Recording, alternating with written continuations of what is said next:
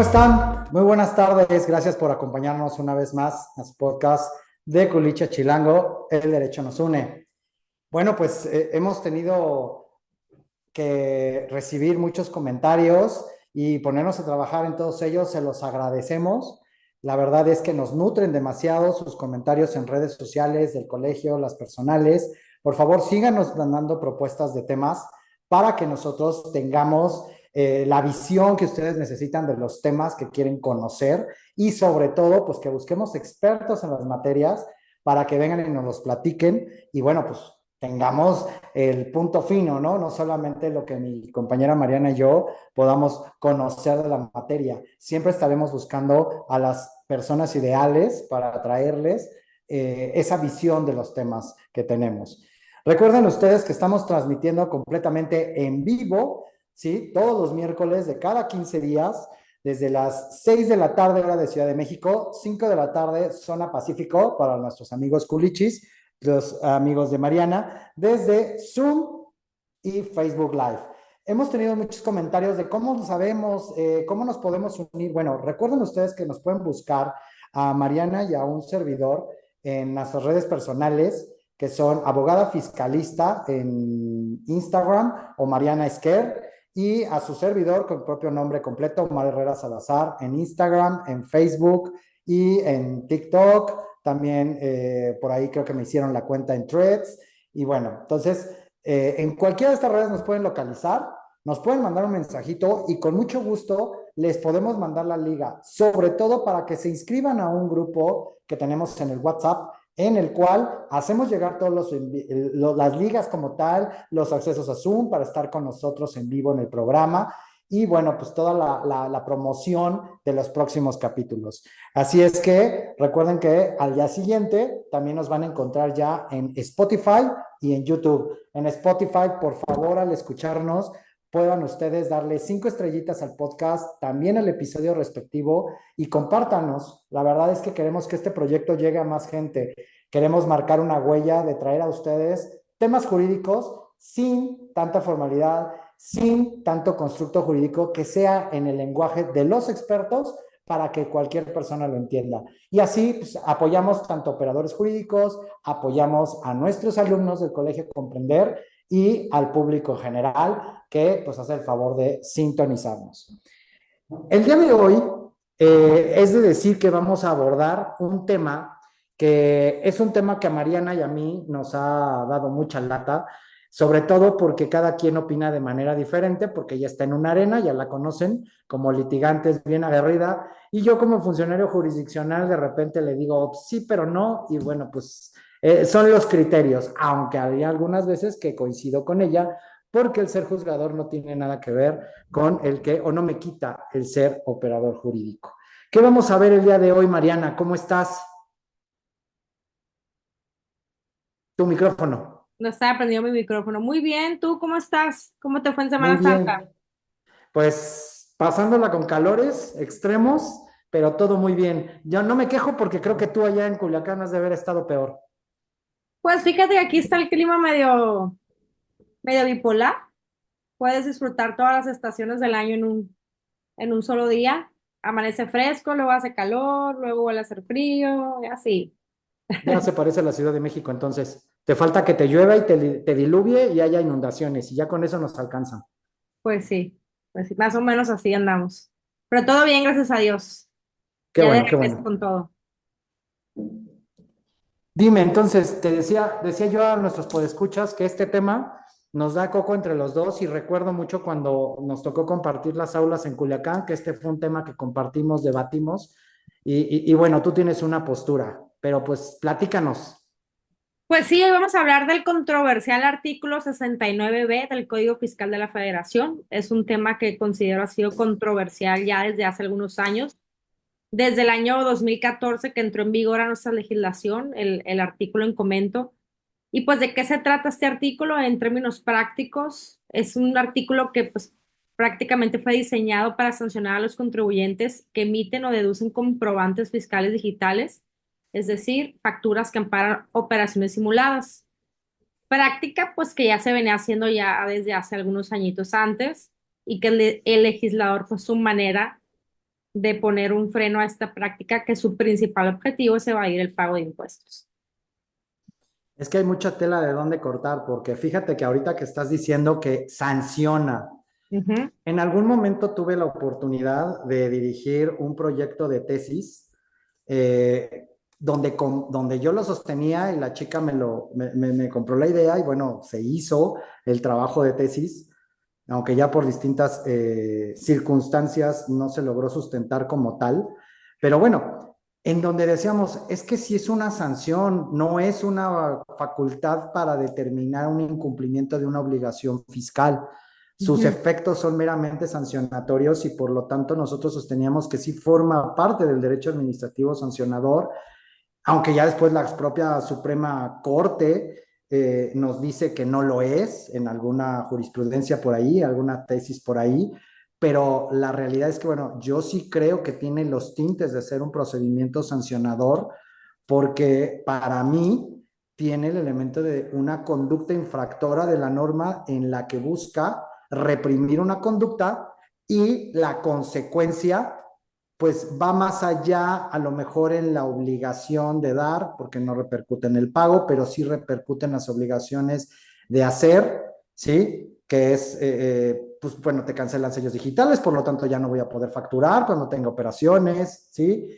Tal vez incumple la obligación de no hacer de esto, que es la, como tú llamaste, lamentada simulación de operaciones. Esto de decir, emitir comprobantes fiscales digitales o facturas, como todavía se conocen, que van como que sí, como que no, a veces sí, a veces no, a creer por el SAT que supuestamente se realizó una operación con un tercero. Entonces, ¿qué es esa simulación para ti? Para ti, ¿tú cómo lo ves desde el punto de vista del litigante? ¿Qué es simular cuando tus clientes te llegan y te dicen lo que hacen? Bueno, pues como bien dices, hay demasiada tela que cortar, ¿no? En este tema nos podemos ir a muchos extremos, entonces nos llevaría un podcast, un programa de bastantes horas más, ¿no? Entonces, es un tema, como te dije al inicio, muy controversial, pero pues vamos arrancando con lo básico para que nos vayan entendiendo. Simular para mí en términos generales es representar algo, fingir o imitar algo que realmente no sucedió, ¿no? Para efectos del tema que nos toca, simular operaciones, simular actividades, es prácticamente emitir un comprobante fiscal, emitir una factura que va a amparar una operación que supuestamente realizaste con un tercero. Es decir, en realidad no se llevó a cabo. Yo como empresaria le digo a un tercero, un proveedor, oye, emíteme una factura porque pues la voy a deducir, ahí te va la transferencia, me regresas el dinero de una forma por fuera, entonces esa factura yo la integro a mi contabilidad, es parte de mi contabilidad, y si el día de mañana viene la autoridad fiscal a revisarme, pues aquí está mi factura que ampara esta operación, una factura que contempla los requisitos que debe llevar los comprobantes fiscales digitales, pues los que marca el artículo 29 y 29A del Código Fiscal, pero en realidad la factura es válida, ¿no? Lo que no es válido es lo que está amparando. Estamos amparando una operación que no se llevó a cabo. Eso es simular para términos, para mí, en términos del Código Fiscal de la Federación, hablando del 69B, y pues cuando viene un cliente y me dice, ¿sabes qué? Pues me está revisando la autoridad fiscal, traigo estas facturas que son simuladas, bueno, pues yo ya sé que esas facturas que amparan tales operaciones, pues no se llevaron a cabo en realidad. ¿Tú? ¿Cuál es tu opinión en cuanto a eso? Ahí a ver si no revivimos viejas rencillas que tenemos tú y yo ahí cuando compartimos las clases. Si te acuerdas cuando nos conocimos, yo les llegué diciendo en el salón que cuál era la diferencia precisamente entre evasión, elusión y planeación fiscal. Y los compañeros que teníamos ahí, que eran contadores, me definían como la planeación fiscal, lo que es la ilusión, buscar estrategias en donde cabían este tipo de actividades de simular operaciones o de hacer estratagemas para conseguir documentación que pretendieran parar operaciones que les ayudaran a disminuir la carga fiscal. Y yo decía, no, es que eso no es planear, eso ya es entre eludir y llegarle al punto de la evasión, que evidentemente no existe la evasión como tal, como concepto en nuestro derecho, ¿sí? Es defraudación fiscal ya vista como un delito, pero sí existe esa confusión, no solamente en, pues yo lo podría decir que en las autoridades, sino en todo lo que es pues la base de los contribuyentes y sobre todo muchos de sus auxiliares como pueden ser contadores o hasta propios abogados. Entonces yo ahí es donde me ponía muy papista y decía, no, es que no se puede generar o creer que el generar estas operaciones está bien solo por el hecho de que vas a lograr que tu cliente pague menos. Pero la verdad es que no sé si eso sea real, lo que yo pregunto, pero a lo mejor tú que estás del otro lado, me lo podrás decir, ya te llegó el cliente. ¿Cuál sería entonces la finalidad? ¿Qué se gana con simular la operación ya en pesos y centavos? ¿O qué es lo que se gana? ¿Cuál es el fin? Sabemos que es disminuir la base gravable, pero si pensamos a futuro, ¿cuál sería su fin? Bueno, pues ya te pusiste bastante teórico. Como mencionamos al inicio, pues hay demasiada tela de dónde cortar de este tema, ¿no? Si este concepto significa tal cuestión, o si es evasión, elusión, si es defraudación, o sea, tenemos mucho de qué podemos sacar de este tema, ¿no? Pero, pues prácticamente es un tema histórico, ¿no? Que la gente, los contribuyentes, lo han venido haciendo desde muchos años previos por la carga tributaria que, que pues les genera la legislación fiscal mexicana, ¿no? En cuanto a pues, el pago del impuesto, el impuesto sobre la renta, el impuesto al valor agregado. Entonces, son mecanismos, no lo estoy justificando, ¿no? No me estoy poniendo del lado del contribuyente, decir está bien o está mal, solamente estamos contando un poquito el antecedente histórico de cómo se ha ido desarrollando, incluso pues muchísimos años antes de que yo empezara en este tema, ¿no? ¿Para qué se hace? Bueno, para bajar la carga tributaria que traen los contribuyentes al momento que van a hacer su declaración y su pago al Servicio de Administración Tributaria.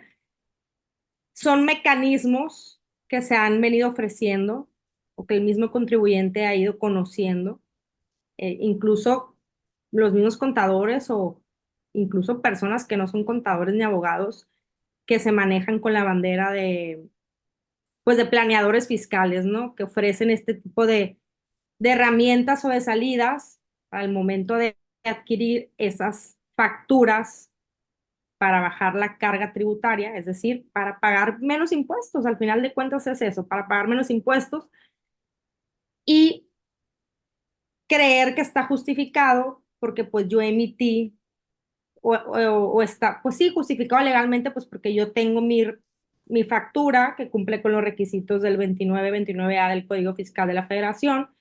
Allá está mi proveedor que me dio el servicio, aquí está mi empresa, estamos legales, declaramos, mi constancia de situación fiscal está actualizada, pues todo está normal, ¿no? Aparentemente todo está bien a los ojos simples del SAT.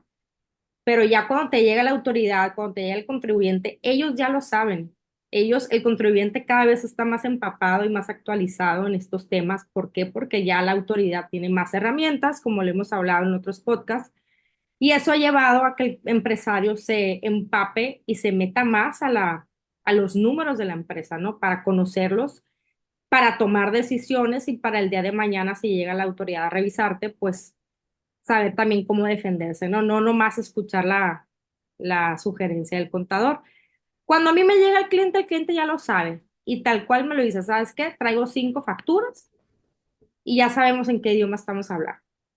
Él ya lo sabe y a veces hasta te especifica, ¿no? Traigo 5 facturas de tal proveedor y otras tal de tal proveedor y ¿sabes qué?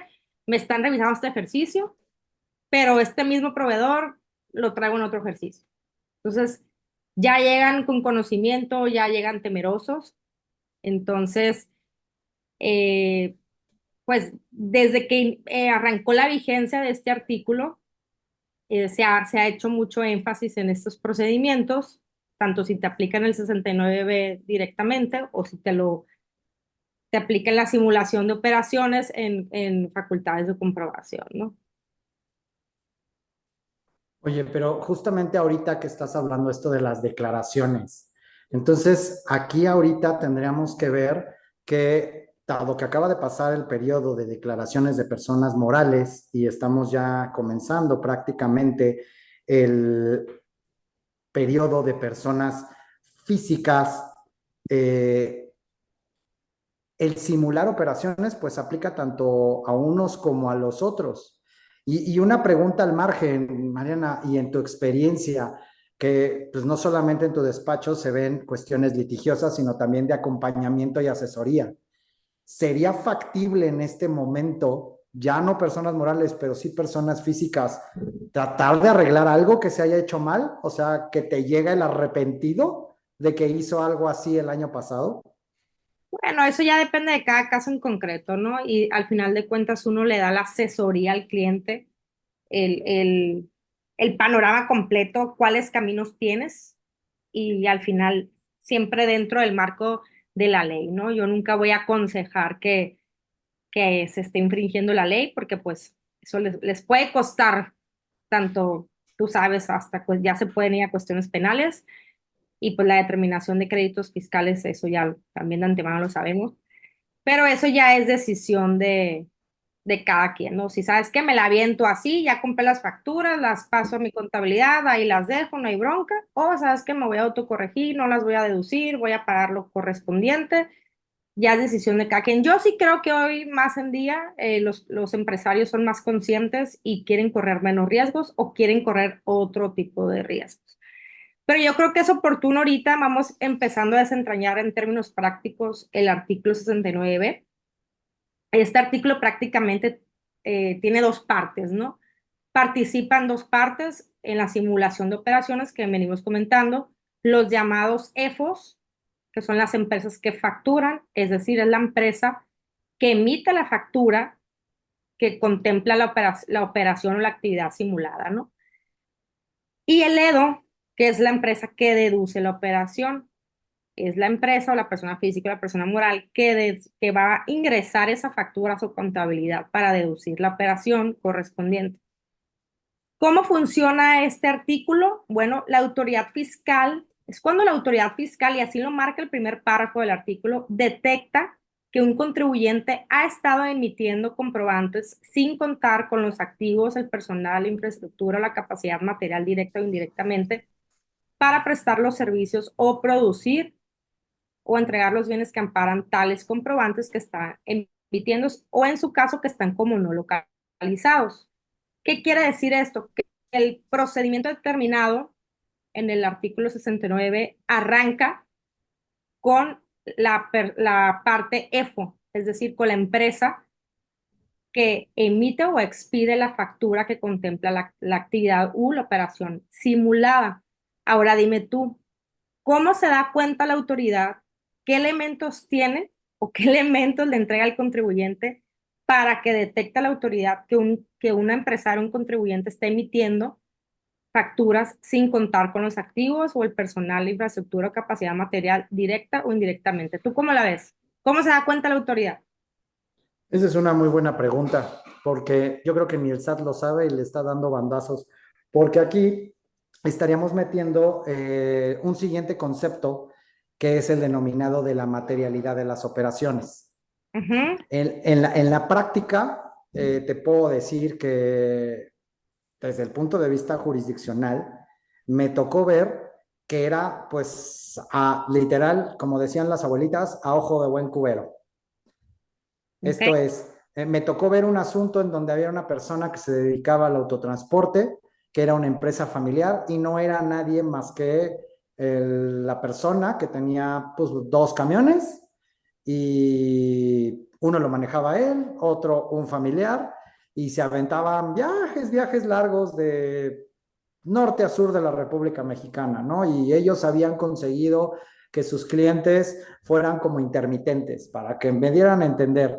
De Sonora bajaban a San Luis y era un cliente con determinada mercancía. De San Luis bajaban hacia Hidalgo y otro. De Hidalgo agarraban como para Veracruz, de Veracruz a Campeche, Campeche a Yucatán y de regreso, ¿sí? Entonces, eran distintos clientes, pero era básicamente una misma operación.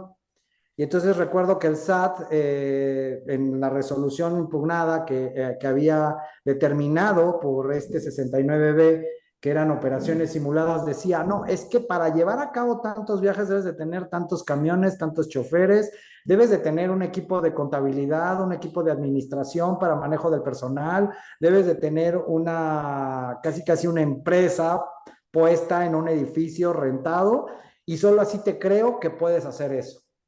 Ujú. Entonces, esa parte de que digas, el SAT va a sacar un catálogo de cómo llevar a cabo una operación, pues está en chino, ¿no? Porque pues, ¿quién es el SAT? Yo me voy un poco más sin ofender. ¿Quiénes son los funcionarios que están en el SAT para saber la totalidad de las actividades que generan riqueza y cómo que sean quienes determinen cómo son que se llevan a cabo? No, O sea, y en la muchas ley ni veces siquiera hoy, hay, perdón por interrumpir, nomás quería agregarte que en la ley ni siquiera, o sea, en el Código Fiscal ni siquiera existe un catálogo donde te diga tienes que cumplir esto para que tu materialidad se tome como acreditada, ¿no? O sea, es a criterio más bien de ellos, pero uno de los elementos que tienes ahorita, pues lo dijiste de alguna manera, en ese ejemplo que nos comentas, donde estas dos personas hacían la operación, bueno, ellos piden informes al Seguro Social, ¿no? Ah, no tienen trabajadores, tache. Oye, las declaraciones, no, pues no tienen activos, tache.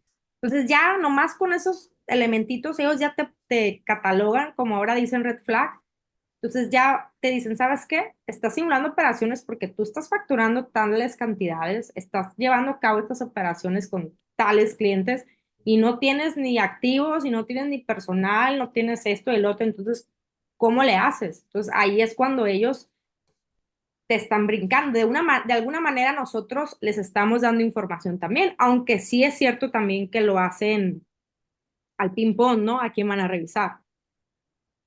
claro, pero como dices, eso, retomo esa parte, Mariana. La ley, el código no establece un catálogo ni de actividades.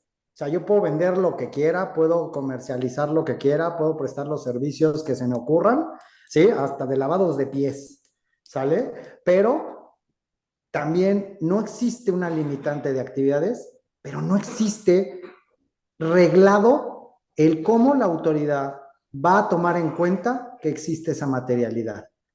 Así es. No existe, es una facultad completamente discrecional esa parte de decir, voy a valorar si con los elementos que tú me das, yo logro determinar que sí o no existió la operación. Y esto me hace recordar incluso bueno, y esto es antes de algo que quiero que tú nos introduzcas de lo que son los EDOS y los EFOS, porque a mí siempre me hago pelotas con eso, pero me hace recordar que antes de que nacieran estos conceptos, estoy hablando de cuando estaba yo como secretario en la tercera sala, hace 15 años, me llegó un asunto en donde más o menos se veía ya venir ese criterio de discrecionalidad de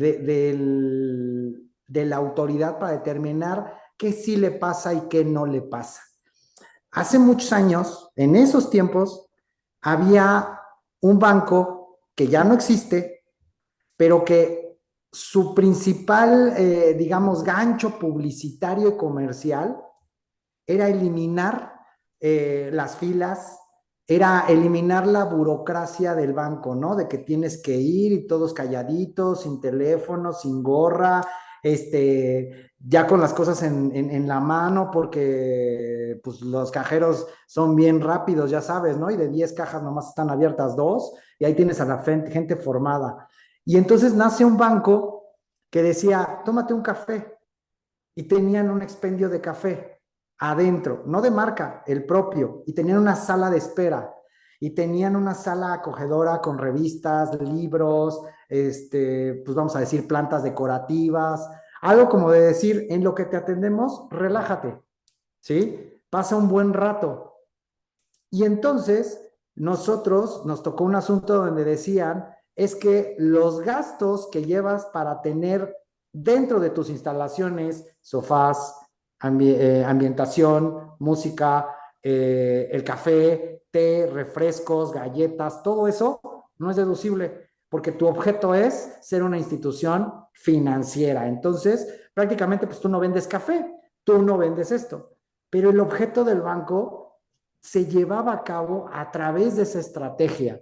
Y el SAT dijo, no, pues tú podrás poner incluso hasta payasos y magos para entretener a la gente, pero no es parte de tu objeto. Entonces ya se veía venir por ahí ese tipo de situaciones. También recuerdo otro donde era que quería deducir una contribuyente que se dedicaba a la venta de obras de arte carísimo, pues quería deducir que había comprado mobiliario pues ad hoc a ese tipo de obras, ¿no? O sea, no vas a comprar arte fino, caro, sentado con un representante de la empresa en una silla de plástico de estas de fiesta, ¿no? Entonces tenían que comprar un mobiliario que diera la impresión de que ibas a comprar ese tipo. Y tampoco lo quería deducir porque el SAT interpretaba qué sí es para tu objeto y qué es no. Entonces, desde hace mucho creo que a la autoridad fiscal se le ha ido la mano en razón de sus facultades discrecionales de interpretar lo que debe de ser o no en la actividad del contribuyente. Y aquí lo vemos, ¿no? Pero como te decía, esto se va a evolucionar en razón de lo que hoy día hablamos de los EFOS y los EDOS. Pero a ver, ¿qué son los EDOS para empezar, Mariana? Es un punto muy importante lo que comentas. La autoridad ahorita que mencionabas, que se exceden, ¿no? En sus mecanismos de interpretación, coincido 100%. Ahorita, por ejemplo, traigo ahí un juicio donde le entregamos, pues, bastantes pruebas que acreditan la materialidad de las operaciones. Y al momento de que, ya hablando ante juicio de nulidad, ¿no? Juicio contencioso administrativo, al momento de que la autoridad contesta la demanda, pues realmente se exceden sus argumentos que al final, para mi interpretación como litigante defensora del contribuyente, pues no tienen, van a carecer de validez al momento, ¿no? De que se resuelva el juicio, porque es un exceso ridículo para mí. Al final de cuentas, tienen el contrato con fecha cierta y se agarran como de, por ejemplo, es que sabes que en la cláusula tercera no pusiste el nombre de la persona que iba a recibir la mercancía. Cuestiones que no están en la ley, que no forman parte a lo mejor de un catálogo para que se tenga por acreditada la materialidad y que aunado se van, se salen, ¿no? De lo que es la litis. A ver, yo vengo a acreditar la materialidad, aquí está mi contrato, aquí están mis demás documentales, y con tal de argumentar cualquier cuestión, para mi punto de vista cae en lo ridículo en sus excesos, ¿no? De intentar una defensa que para mí, ver, repito, se me hace pues ya de risa, ¿no? Porque en realidad los juicios que yo llevo de este tipo de asuntos, pues entrega todo bien hecho porque ya a mis clientes yo les digo, no hay que esperarnos a que la autoridad venga y nos toque la puerta y nos revise y nos castigue. Hay que ser preventivos, hay que ir documentando todo, tu factura, tu contrato, todo bien hecho, tu cotización, para tenerlo todo bien ordenado y el día de mañana, si viene y te molesta, tú lo tengas todo bien documentado y lo entregues y no andar a prisas recabando los documentos, ¿no? Y ni así, pues es lo que comentabas, pues se exceden en sus interpretaciones. Pero bueno, estábamos comentando de los CEFOS y de los CEDOS. Como decía hace ratito, son dos partes que integran este artículo y por ende son dos procedimientos. Este procedimiento, el primero inicia con la detección del EFO, que es el que emite las facturas que amparan operaciones simuladas. se les otorga su plazo de ley para desvirtuar lo que la autoridad les está eh, pues determinando. En caso de que no se hayan desvirtuado, bueno, se hace una publicación en el Diario Oficial de la Federación y a ellos se les notifica de forma personal en su buzón tributario. Y esta publicación tiene el efecto general de que esos contribuyentes que no hayan desvirtuado los hechos que se les imputan, pues se encuentran definitivamente en la situación de una empresa que está facturando operaciones simuladas, ¿no? A partir de ahí ya empieza la segunda parte, que es el EDO, como comentábamos, pues es la empresa que lo deduce. Y este EDO tiene pues la obligación de acudir ante la autoridad fiscal a, a partir de, cuenta con 30 días a partir de la citada publicación para acreditar ante la autoridad que efectivamente adquirieron los bienes o recibieron los servicios que amparan las facturas o, si lo deciden, en el mismo plazo, corregir su situación fiscal. Es decir, 30 días a partir de la citada publicación para acudir ante la autoridad a acreditar que adquirieron los bienes o recibieron los servicios o corregir su situación fiscal. De los facturas que ese EFO que fue publicado le haya emitido al EDO, ¿no? Entonces, como vemos, son dos partes que juegan y a la vez son dos procedimientos. ¿Qué tiene que acreditar el EFO? El EFO tiene que acreditar que cuenta con activos, con personal, con infraestructura, con capacidad para prestar los servicios o producir, comercializar los bienes. Y el EDO tiene que acreditar que efectivamente adquirió los bienes o recibió los servicios. Es decir, son dos cuestiones distintas que cada parte tiene que acreditar ante la autoridad fiscal en los plazos correspondientes que marca el 69B.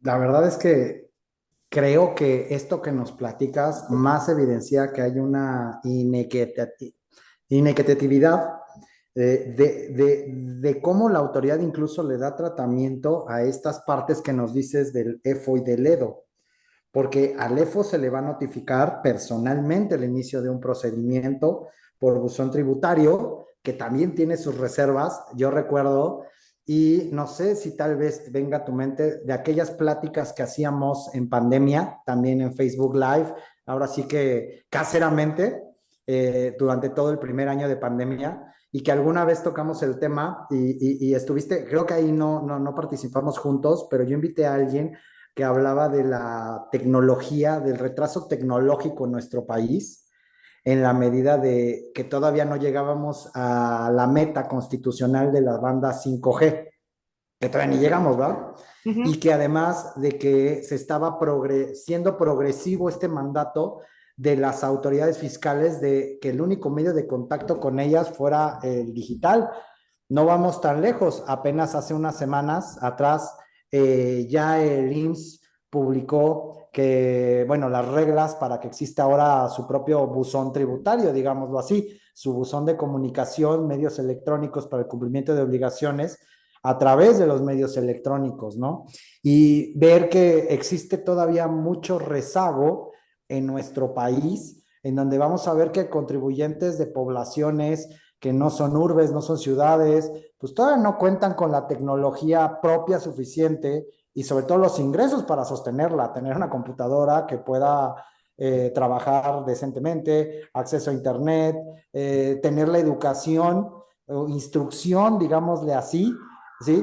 De poder tener acercamiento a las herramientas tecnológicas para poder utilizarlo, ¿no?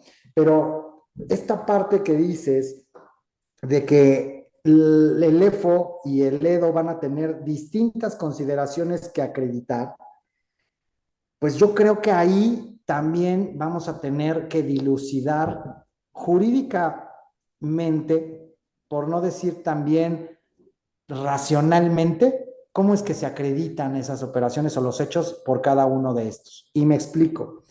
Eh, si bien ya dije que vamos a hablar de la materialidad de las operaciones, ¿sí? Y esta parte de cómo se acreditan, tú me hiciste llegar esta tesis que yo ya había conocido, pero no he tenido la oportunidad o no tuve la oportunidad de abundarla en la labor jurisdiccional. Una tesis interesante que, pues bueno, es aislada, pero es de 2023, en donde un colegiado de este primer circuito de la Ciudad de México, que son como que los que más abren la brecha, nos va a decir que la materialidad de las operaciones amparadas en los comprobantes fiscales, según la naturaleza de la operación y las pruebas disponibles, se puede tener por acreditada con indicios cuando sean suficientes para evidenciarla. Mariana, tú decías en tu caso, le allegaste de varias pruebas. Mi pregunta sería, para acreditar una materialidad, ¿qué tipo de pruebas? Bueno, como bien dice este criterio, a mí me gustó bastante, la verdad. Siempre hay que atender la naturaleza de la operación, ¿no? No le vas a pedir lo mismo a una constructora, a una empresa que se dedica a, no sé, a imprimir volantes.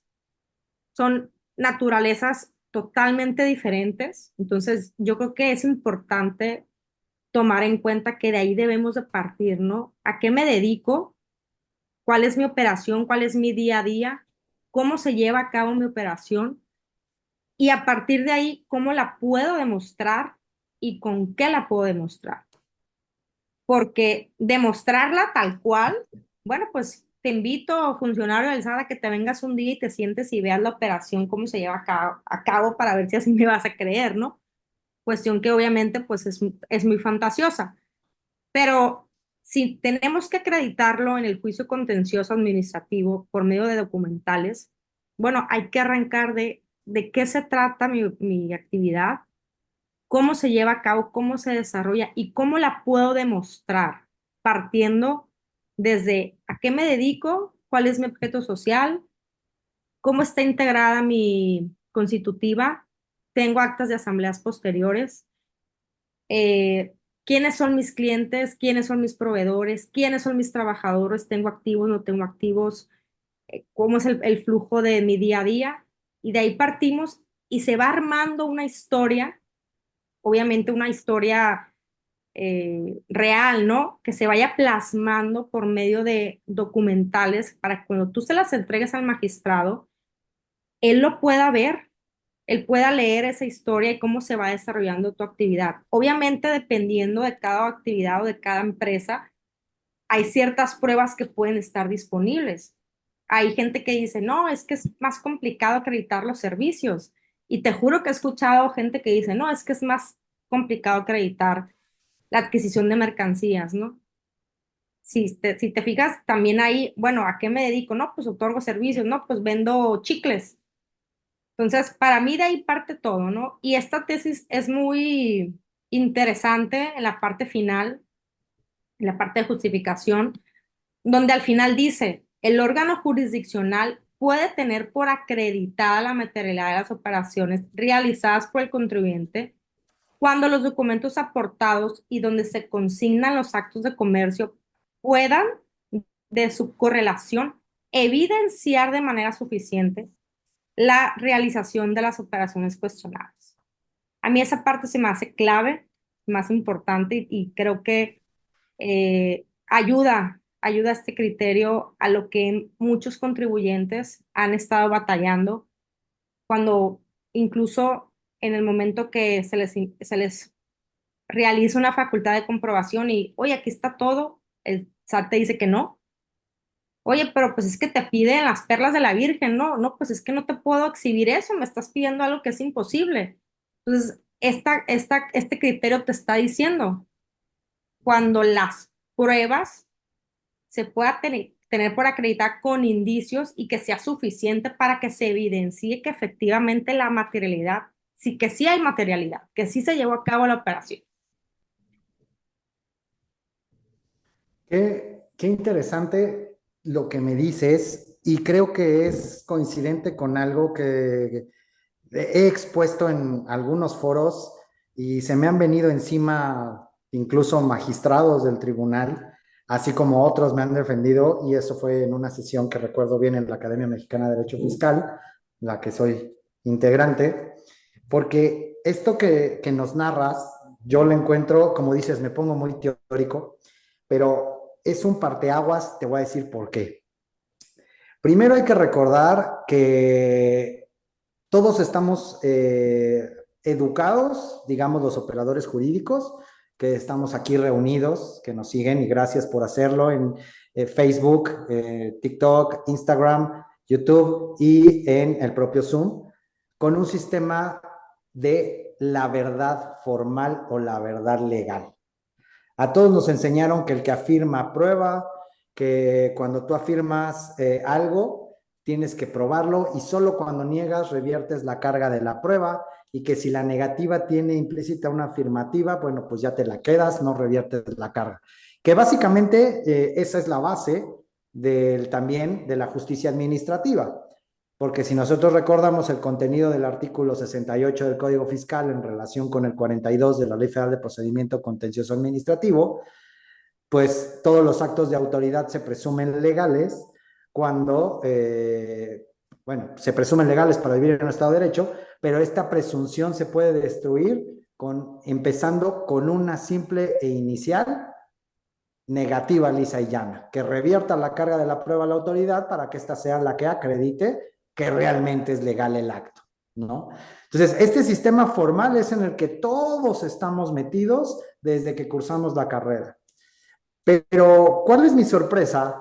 Que esta tesis habla de algo que yo sostengo que pues ya se tiene que comenzar a cambiar y a gestionar por un sistema de valor, de tasa o de valor probatorio, que es el sistema de verdad material, o como tú dijiste, la verdad real, que ya no está solamente en el tintero de los académicos, de los abogados cuando hacen sus demandas. Está en el artículo primero, cuarto párrafo de la Ley Orgánica del Tribunal Federal de Justicia Administrativa como un principio que debe de regir las sentencias. ¿Y esto a qué nos da? Tú decías, que le dé yo las pruebas documentales. Yo te voy a decir, Mariana, que creo que ni solamente las documentales, todas las pruebas que puedas aventar para acreditar la materialidad. Tú decías que era imaginarse una fantasía, llamar al inspector, al verificador o al ejecutor, notificador, a quien designe el SAT para ver que realmente se lleva a cabo la operación en la empresa. Ofrécela como una inspección judicial, te la desechan en el procedimiento, lo haces en el propio juicio contencioso, que va a haber magistrados que se resisten porque dicen que eso se puede plasmar en documentos. Sí, pero yo no quiero que se vea el documento de la operación. Yo quiero acreditar el hecho material de la operación, que Chuchito carga las botellas, que Pedrito las mete a un camión, que Juan se lleva el camión y regresa a las 5 horas con el camión vacío, con una orden de entrega a las tiendas, ¿sí? De que lleve a cabo esa operación. Entonces, es una cuestión donde creo que cabe nosotros los operadores jurídicos, primero, llamados litigantes, lo debemos de hacer valer, y segundo, las autoridades administrativas o jurisdiccionales deben de estar abiertas, porque incluso aquí vamos a ver, y aquí sí me voy a poner la cachucha y sí me enorgullece de funcionario jurisdiccional y que a la luz de también y autorización de la magistrada titular con la que he estado los últimos años, la magistrada Elizabeth Ortiz, hemos logrado sacar proyectos donde decir, a ver, es que la autoridad tiene la labor de conocer esa verdad real sin formalismos, ¿sí? De que solo en documentales. Y yo en consecuencia en el juicio también tengo esa posibilidad de que me hagan valer pruebas y que yo las investigue un poco bajo las facultades para mejor proveer. Aquí es algo y que platicábamos incluso en una sesión de la Academia Mexicana y te lo paso al costo y me gustaría saber tú qué opinas. El artículo 40 de la Ley Federal de Procedimiento Contencioso, que es prácticamente pues repetido en todas las normas procesales donde se lleva a cabo un procedimiento que siga las formalidades esenciales. Palabras más, palabras menos, dice que la autoridad para resolver se hará de cualquier medio y cualquier persona interesada o conexa con ese asunto pues, tendrá la obligación de responderle si hay algún requerimiento, ¿sí? Pero, por ejemplo, en la década pasada, la segunda sala de la Corte sacó una sentencia, una jurisprudencia, perdón, que decía que las facultades para mejor proveer de este artículo 40 no significa que el magistrado pues le haga la chamba al litigante, ¿sí? Que llame pruebas que no sean necesarias o que él considere necesarias, pero pues no las hizo valer, no las ofreció el particular porque no es su trabajo. Pero eso es bajo el sistema de verdad formal o real. Hoy día incluso hay literatura al respecto. Yo he encontrado en libros, por ejemplo, hay uno que se llama, bueno, es teoría y práctica de responsabilidades o es relacionado con las responsabilidades administrativas de los servidores públicos, escrito por Manuel Lucero Espinosa y por Jorge Alberto Estrada Cuevas, donde dicen, a ver, ahí como la autoridad tiene que acreditar la comisión precisamente de una infracción, entonces la autoridad debe de contar con todos los elementos más allá de duda la razonable, entonces a ella le corresponde buscar. ¿Y cómo lo va a buscar? Con estas facultades para mejor proveer que tienen en todas las leyes procedimentales o adjetivas. Entonces, esta parte creo que es la fundamental de cambiarnos el chip, de ya no ser simples operadores que reúnen documentos y hacen una interpretación de las mismos para decir existe la operación. Creo que debe ser un poco más amplia de decir reunir elementos de prueba entre los cuales caben los documentos y hacer que nos crean que realmente existió la operación llevando esa verdad verdadera. Y el tribunal está obligado a ella en juicio contencioso, por lo cual hasta lo podemos reprochar en demanda de amparo directo. No sé tú si lo has visto en tu cotidianidad. No, totalmente, totalmente. Yo lo digo pruebas documentales, pues porque son las primeras que tomamos en cuenta, pero no quiere decir que sean las únicas, ¿no? Yo pienso que hay que hacer valer todo lo que se nos ocurra y hay que aportar todo lo que tengamos al alcance y hasta más. Pero pues sí, ahí está en el 41. Es un artículo muy bonito, ojalá se llevara más a la práctica. Desgraciadamente a mí en juicios me han desechado inspecciones oculares, pruebas tecnológicas, incluso petición de informes, pues alguna vez te comenté que no me la querían admitir, ahí tuve que meter un recursito y finalmente me la admitieron, pero pues cuánto tiempo me llevó, ¿no? No los estoy desanimando, no estoy diciendo que no lo hagan, obviamente hay que hacerlo, hay que pelearlo, hay que buscarlo, pero también es importante mencionar cuál es la realidad, ¿no? El artículo ahí está, el deber ser ahí está, pero pues a mí sí me han bateado con varias de esas pruebas. Entiendo que tienen trabajo, ¿no? Y hay que sacar las sentencias, pero pues uno como litigante lo ve tal cual como tú lo estás diciendo. Hay que aportar todo lo que tengamos en nuestras manos y hasta más a fin de acreditar lo que estamos buscando y lograr beneficiar al contribuyente, ¿no? A defenderlo y lograr el sentido favorable en su sentencia. Sí, desafortunadamente muchas veces lo he visto y no solamente en cuestiones de la sede administrativa, sino en los tribunales, tanto el Federal de Justicia Administrativa como los colegiados, que por sacarse el asunto a veces sí te la compran de no, desahoga la prueba porque así vas a lograr una justicia completa y expedita. No lo guardes, no dejes que pase como un vicio de procedimiento el que desechen estas pruebas y lo hagas valer hasta el amparo. Y hay otras veces que dicen, no, ¿sabes qué? Te desecho el amparo porque pues, la prueba puede que sí te sea trascendental, pero es vicio de procedimiento. Espérate a que te resuelvan y si no te dan la razón, entonces lo haces valer y volvemos a empezar, ¿no? Ha pasado mucho con los tribunales colegiados de circuito que al menos aquí en esta circunscripción de Ciudad de México tenemos criterios contradictorios donde a veces nos dicen los colegiados, no, tú no puedes averiguar nada porque estás limitando las facultades de la autoridad. Declara una nulidad para efectos de que la autoridad se haga de todos los elementos y ya resuelvan. Y luego tenemos otros que nos dicen, no, tú investigas los elementos y lo resuelves. ¿Por qué? Porque en el ejercicio del derecho humano, la tutela jurisdiccional completa y efectiva, no vas a limitar por formalismos al particular para que regrese y después volvamos a empezar. No se ponen de acuerdo, o sea, la realidad es que no hay un criterio uniforme para decir si vamos o no a una justicia completa, que de hecho, salvo tu mejor opinión, que me gustaría saberla, creo que se debería de lograr desde la propia sede administrativa para no recurrir a los tribunales y sobre todo sobresaturarlos.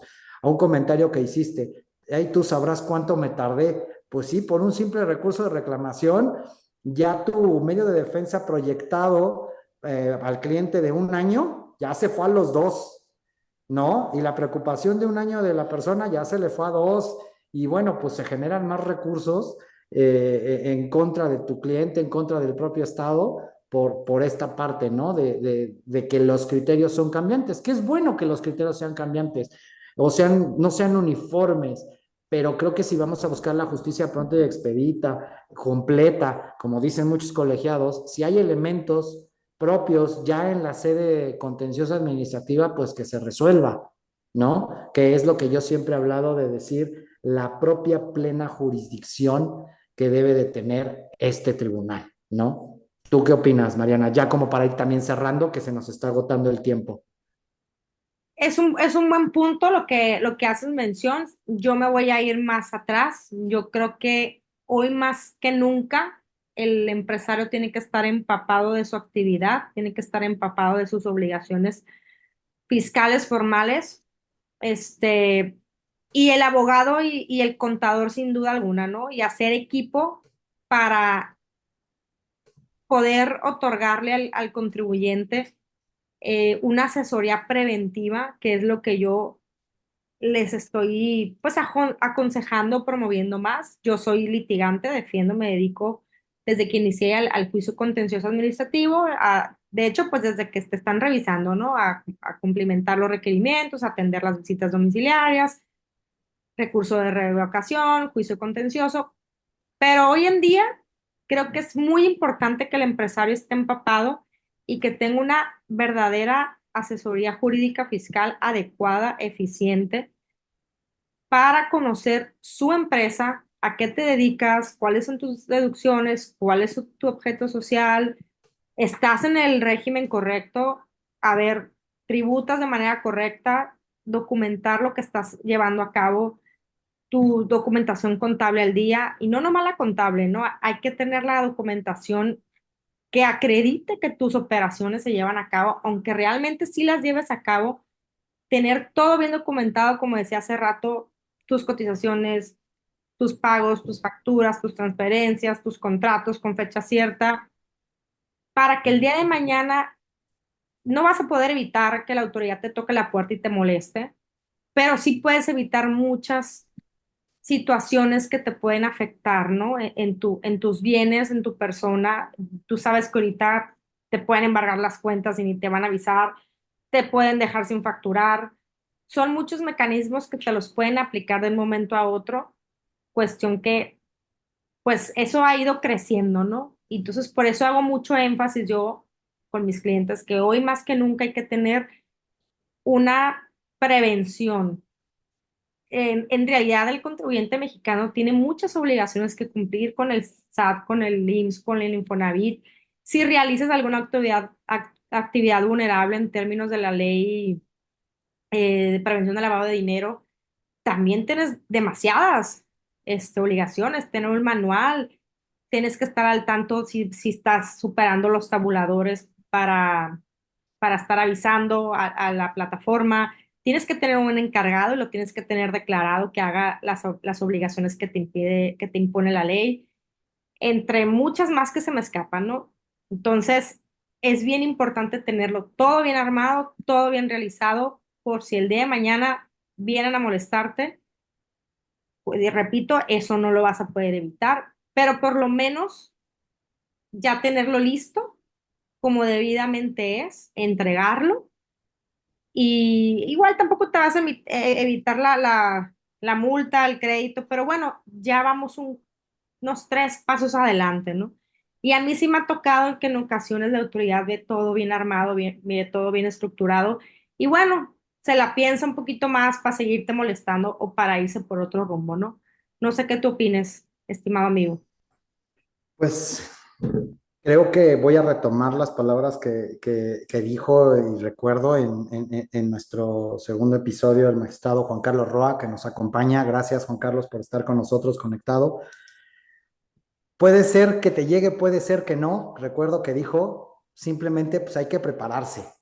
Algún día te puede tocar la puerta, a lo mejor algún día eres afortunado y no te toca la puerta, pero si con la actividad que llevas, como dijiste, Mariana, alguna de vulnerable, clasificada como vulnerable, pues te va a llegar, te va a tocar la puerta y vas a tener que estar preparado para ello. Creo que sí, la cultura tributaria debe de provenir desde antes de pensar en medios de defensa.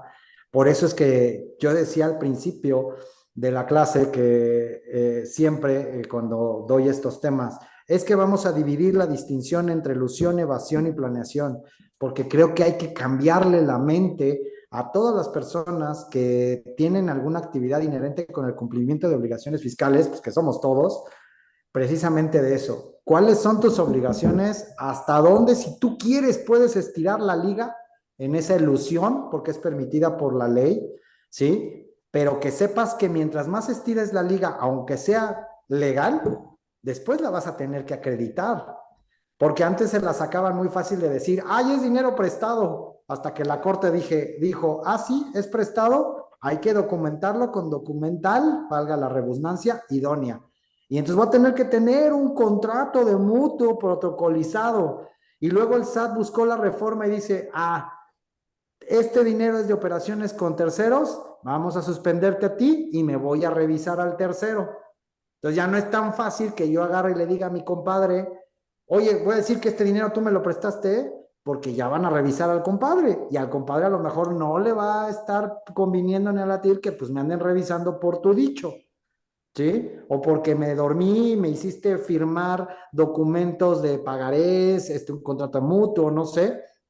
Entonces, creo que esa parte es la que también tenemos que modificar, hacer un punto de reflexión. Yo sé y siempre lo he dicho, puede existir una insatisfacción con el destino de los recursos. Y lo decía muy bien también el magistrado Juan Carlos cuando lo tuvimos aquí en este estudio, ¿sí? Pero eso es otra cosa. Habrá los medios para los cuales nos quejemos como contribuyentes y como gobernados el por qué el dinero no se que pago por contribución no se usa para lo que debe de ser. ¿Sí? Pero el hecho de que yo haga todo por no pagar, por estirar la liga para menos pagar, al final es un boomerang. A quien le va a regresar el golpe no va a ser el Estado, va a ser a mí. Y voy a tener consecuencias que me van a lastimar seriamente en mi propia actividad. No poder facturar, tener encima créditos fiscales, que me pueda yo llegar a los ámbitos penales por una defraudación fiscal. Es como decimos en la calle, ¿no? Es la voladora, se me va a regresar a mí. Entonces, creo que es interesante lo que hemos platicado el día de hoy y que nuestros amigos ojalá hayan tenido una perspectiva más aterrizada de lo que es la simulación de operaciones a la luz de este artículo, que palabras más, palabras menos, lo que dice es, te voy a revisar, voy a clasificar y catalogar, a ver si te creo de que las operaciones se llevaron a cabo. Me llevo tanto al que las hizo presuntamente como al que las revisó presuntamente y si me convencen, no pasó nada. Y si no me convencen, van a tener consecuencias. Así es correcto. Pues creo que tocas puntos muy importantes. No es un argumento válido decir que porque el Estado pues no implementa los recursos que recauda por medio de los contribuyentes de manera correcta, ¿no? Que porque la calle está llena de hoyos o porque no hay medicinas. Al final, el que va a sufrir la consecuencia eres tú y tu familia y tu empresa, ¿no? Yo considero que, como vengo diciendo, es súper importante estar bien asesorado, conocer bien la empresa, qué alcances tiene, qué podemos facturar, qué podemos deducir. Realmente a veces te encuentras con clientes que no saben ni qué onda, ¿no? Oye, ¿cuál es tu objeto? Oye, ¿por qué tienes tantos objetos en tu constitutiva? ¿Por qué estás tributando en este régimen? No, pues realmente hay muchos clientes que me han tocado que pues se fueron yendo, ¿no? Conforme se fueron constituyendo, con tal de ganar dinero, ya lo demás les ha valido, ¿no? Pero a su vez, cada vez más son los que se acercan a quererse asesorar, a querer conocer la empresa y a querer hacer las cosas bien. Entonces, yo sí recomiendo 100% tener un asesor realmente actualizado, capacitado y que siempre te recomiende hacer lo que la ley te permite, no infringirla. No tiene caso, hay mecanismos dentro de la ley que nos ayudan a llevar una contabilidad sana y a la vez a cumplir con tus obligaciones ante la autoridad, ¿no? Entonces, no hay que creer en esas personas, también creo que es importante mencionarlo porque se pusieron de moda y se hicieron millonarios de un momento a otro, ¿no? Y se hacen llamar asesores o planeadores fiscales y pues en realidad pues ya aquí están las consecuencias, ¿no? Que al final a los que pagan los impuestos, al contribuyente, que es el pagador, es el que más lo están ahorcando, ¿no? No al que no paga, pues. Y creo que es parte de todo este histórico que se ha venido dando en el país.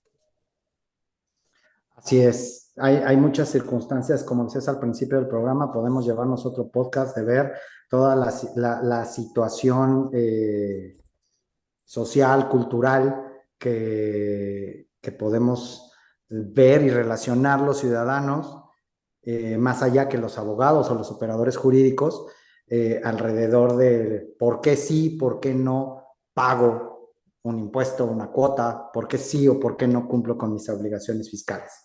Pero bueno, pues espero que este programa les haya sido de mucho ayuda a nuestros podescuchas. Agradecemos mucho, Mariana y yo, el favor de su atención. Agradecemos que nos hayan acompañado.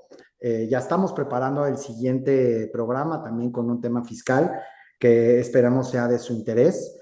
En esta ocasión quisimos abordar este tema porque ahorita todo el mundo habla de las declaraciones, pero algo que a ella y a mí nos llegó es el tema de, sí, pero es que le tengo que arreglar la tarea, rehacer la tarea porque hizo cosas mal mi cliente antes de presentar la declaración. Entonces quisimos tocar este tema para hacer una concientización de los que nos acompañen, porque al final hoy es el día, marzo y abril, cuando se empiezan a tocar puertas de especialistas, cuando empezamos con dolores de cabeza por las cosas que bien o mal hicimos el año anterior. Y es una historia que se repite todos los años. Entonces, bueno, pues no me queda más que despedir este programa, agradecer a todos los que nos acompañaron. Gracias, Cuauhtémoc López, al magistrado Juan Carlos Roa, gracias por acompañarlos. Isabel, Lorenza, Anaí, Gerardo, Gerardo Delgado también. Muchas gracias por estar con nosotros, por habernos acompañado. Recuerden que transmitimos en vivo cada miércoles de cada 15 días, 5 de la tarde, zona del Pacífico para los culichis como Mariana, 6 de la tarde para los chilangos como tus servidores en Zoom, Facebook Live. A partir del día de mañana nos van a poder encontrar en Spotify y en YouTube. Siempre estamos atentos a sus comentarios, a sus propuestas de temas, si quieren tratar algo en específico, si quieren que invitemos a algún especialista en alguna materia, díganos y haremos todo lo posible. ¿Dónde nos pueden localizar? En las redes sociales del Colegio Comprender, en las redes sociales personales. Mariana, tus redes. Instagram, @abogada fiscalista, Facebook, abogada fiscalista Mariana Esquer, y en mi correo electrónico mariana.esquerb@gmail.com. ¿Ok? Y de su servidor, pues en Instagram, Facebook y TikTok y Threads con mi nombre completo, Omar Herrera Salazar, y ahí van a encontrar también todo el contenido que hemos ido generando Mariana y yo, Reels, de los episodios anteriores que pueden escuchar. Este es nuestro quinto episodio. Les agradecemos que nos sigan apoyando y bueno, pues nos vemos en 15 días. Que tengan muy buena tarde y bueno, pues el consejo que yo les daría si están por cumplir la obligación tributaria de las declaraciones sería pregúntenle a Mariana porque si no van a tener problemas. Mariana, ¿tú qué consejo les darías?